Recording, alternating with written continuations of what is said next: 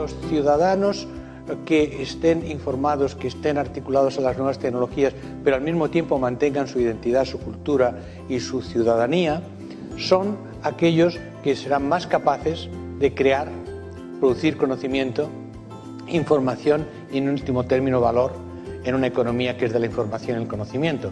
Bueno, yo la verdad discutiría el concepto de sociedad virtual, sociedad real. Creo que la virtualidad en la que vivimos es una de las dimensiones fundamentales de nuestra realidad. O sea, vivimos con Internet. No vivimos en Internet o para Internet, pero con Internet.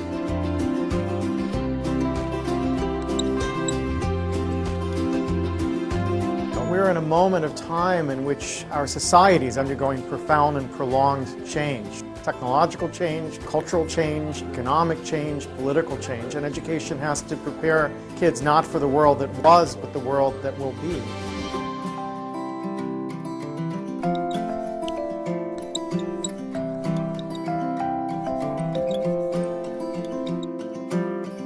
And human resources are like natural resources. They're often buried deep.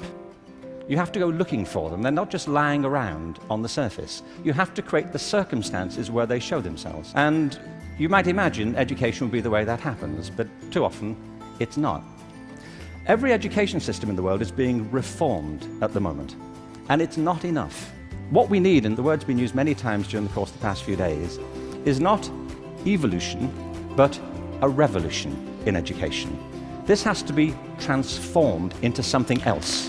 And the reason so many people are opting out of education is because it doesn't feed their spirit. It doesn't feed their energy or their passion. So I think we have to change metaphors. We have to go from what is essentially an industrial model of education, a manufacturing model, which is based on linearity and conformity and batching people. We have to move to a model that is based more on principles of agriculture. We have to recognize that human flourishing is not a mechanical process, it's an organic process. And you cannot predict the outcome of human development. All you can do is, like a farmer, is create the conditions under which they will begin to flourish. So when we look at reforming education and transforming it, it isn't like cloning a system. Now, in this room there are people who represent extraordinary resources in business, in multimedia, in the internet. These technologies, combined with extraordinary talents of teachers, provide an opportunity to revolutionize education. One of the important aspects of the learning process that students need to learn is that it's social, it's connected, it's networked. It doesn't send the right message to students if we say, learn in social, connected ways, but I'll teach you in one way. So the importance of teaching together is that it gives students a multidimensional experience of knowledge. It teaches students the importance of being connected and collaborating with others in activities that we're involved in. What's different today, I think, is that the knowledge pieces are fragmenting more rapidly, and there's more fragments than there used to be.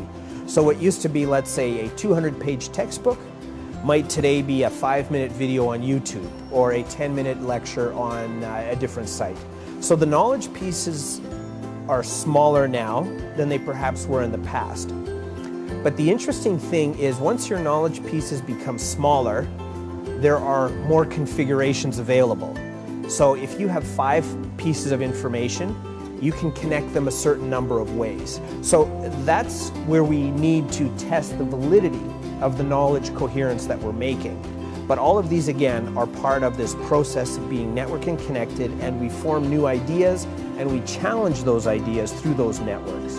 In a classroom, you can have students start playing with video recordings and remixing videos, and you can teach them how to begin to learn or function in a social network that maybe includes students from other cities. Now, none of these things mean you have to change your curriculum yet. These are all systems that allow you to change the teaching and learning process.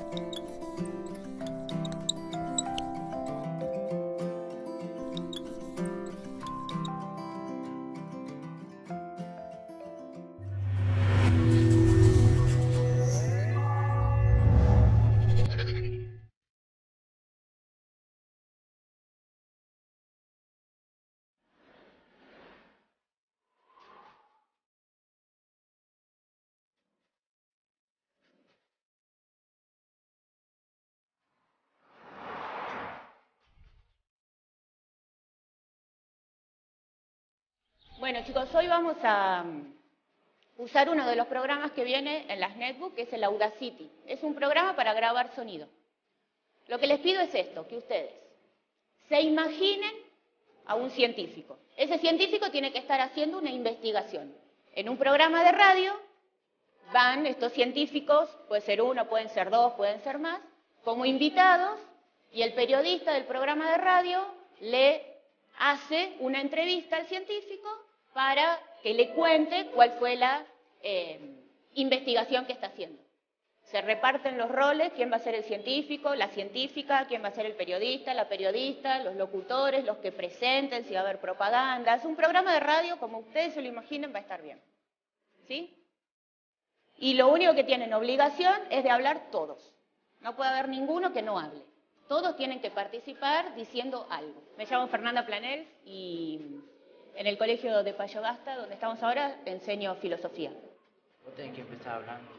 Lo que pasa en Payogasta, que es un pueblo muy chiquito, y la mayoría de los chicos que vienen al colegio vienen de parajes que son más chicos todavía, y bueno, a veces en esta zona cuesta que hablen, y si lo tienen que hacer frente al curso, a lo mejor no lo hacen. ¿Profe, podemos salir a hacer la tarea afuera? Sí, búsquense un lugar donde no haya mucho ruido alrededor, no estén los otros molestando. Tenemos que inventar algún nombre de... Viste que por lo general las materias tienen nombres raros.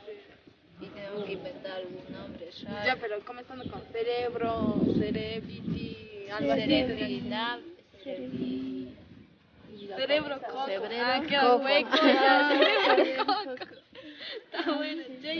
Entonces los chicos lo que hacían era grabarse con la netbook, se grababan y después hicimos un primer intento de edición para que saliera más o menos el programa. Buenos días, estamos nuevamente al aire, esto es De Todo Un Poco. Hoy el tema a tratar es ciencia. Es por eso que tenemos en nuestros estudios a dos grandes científicas que vinieron desde la Argentina para hablar sobre una enfermedad que la denominamos cerebrococo, el cual lamentablemente ha dejado la primera experiencia que hacemos, así que falta todavía. Después faltaron un montón de cosas que no pudimos usar todavía del programa, pero como primera experiencia estuvo interesante. Los chicos hablaron, se animaron todos, pudieron hablar, así que escuchamos todas las voces, estuvo interesante esa parte. Hola, me llamo Susan Russo, soy de Argentina y muy contenta de llegar acá a este estudio a dar a conocer esta nueva enfermedad. Hola, yo soy Cristal de Boca, vengo de Argentina capital. También tenemos en nuestros estudios la sorpresiva visita de dos periodistas. Nosotros cuando estamos frente a la computadora sí se me hace como un poco más privado, da más libertad de hablar entre nosotros que frente de toda la clase. Nos ayudó mucho para poder desarrollarnos a nuestro lenguaje, poder sabernos expresar. Fue algo medio gracioso, pero dentro de todo muy interesante para nosotros poder desarrollarnos. Ya no sé, nos acabó el tiempo, así que me despido. Como siempre, mi nombre es Janet Jackson. Nos vemos en otra programación con otro tema a analizar. Muchas gracias, nos volveremos a ver. Hasta mañana.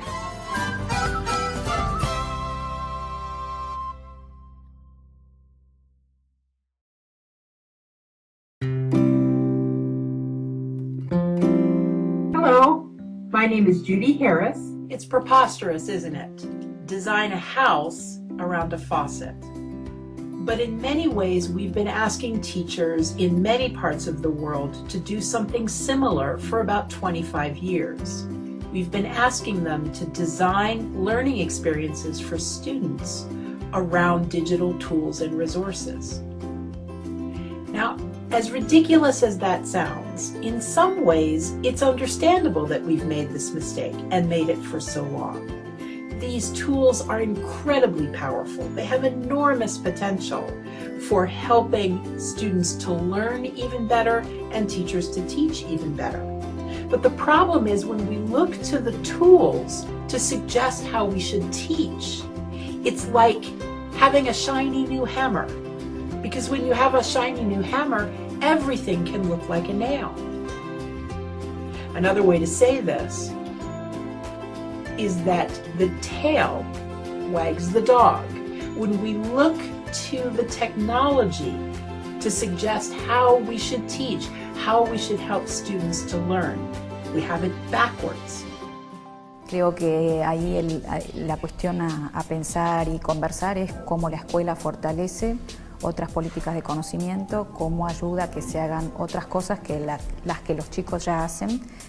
Los chicos usan mucho las netbooks para entretenerse, para comunicarse, navegar con las cosas que les interesan, y eso está muy bien. Me parece que la escuela tiene que ayudar a ampliar sus horizontes con otras búsquedas, entendiendo mejor qué es lo que hay atrás de los buscadores, por ejemplo, qué otro tipo de producciones se pueden hacer. Si yo hago, no sé, un remix, hago un video, bueno, cómo ese video puede dialogar con otras producciones culturales, cómo puede dialogar también con las disciplinas de la escuela, bueno, cómo la historia, la sociología, la economía, la geografía me ayudan a pensar mejor el mundo en el que vivo, o el mundo natural también. Yo puedo tener muchas cosas a mano, pero si no sé que existen, no las busco.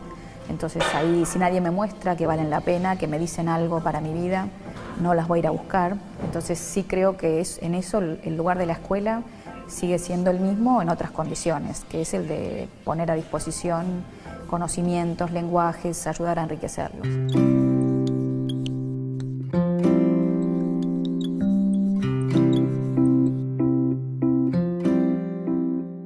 Traditionally think about the distinction between formal and informal education, what happens in schools and what happens other places. I think increasingly we need to see these things in a relationship to each other and to rethink school activities in relationship to what's happening in these other environments, and in the other direction, for the schools to bring experiences and learning that takes place in these other environments into the classroom and into the school, especially for high school students and adolescents. The idea of a wheel with spokes, with the school is the hub of the wheel, and the spokes connect that hub to these other learning environments.